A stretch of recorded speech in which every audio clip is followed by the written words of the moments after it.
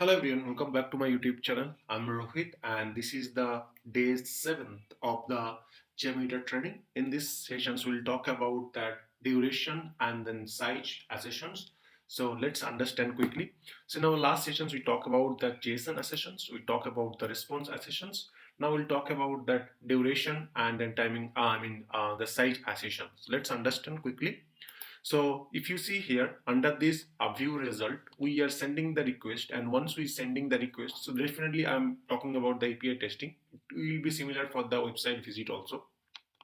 So I'm sending a request, and then once we send the request, we are getting some request and we are getting some response, right?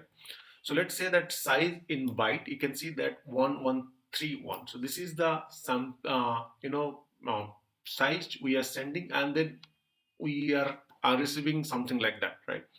So we have defined that we can define the size, and then based on the size also we can do the assertions. Let's understand that how can we do that. For that you have to go to these threads and then add that assertions here, and under these assertions we have a size assertions. We can define that size assertions.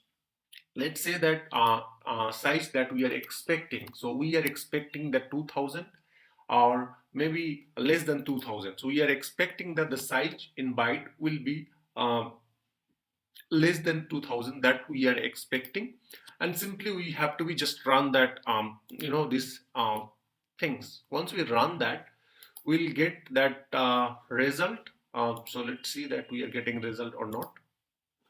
So let me clear all and then run that. And once we run that, you can see that I'm getting some kind of result, and these all are okay because whatever response we are expecting, it is working as per our expectation.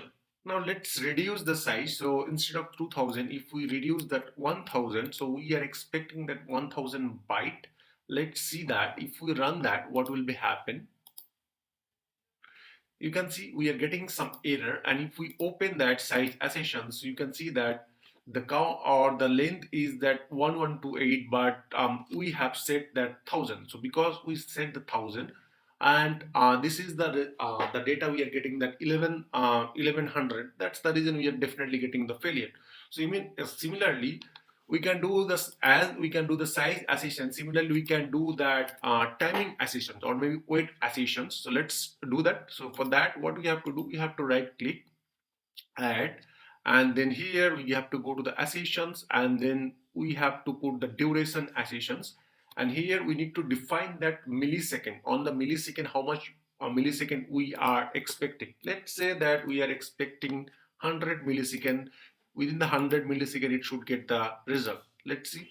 So we are getting an error, and we simply open that. So the millisecond that we are receiving in the 900, and then we have said the millisecond is 100. That's the reason we are getting some error. So during that way you can put the duration assertions. So let's say that we can put that 1000. Now if we put 1000 and run that, we should get success for all this, but somehow one assertions got failed. Here it takes the 1300 millisecond, and we put the 1000 and it got failed.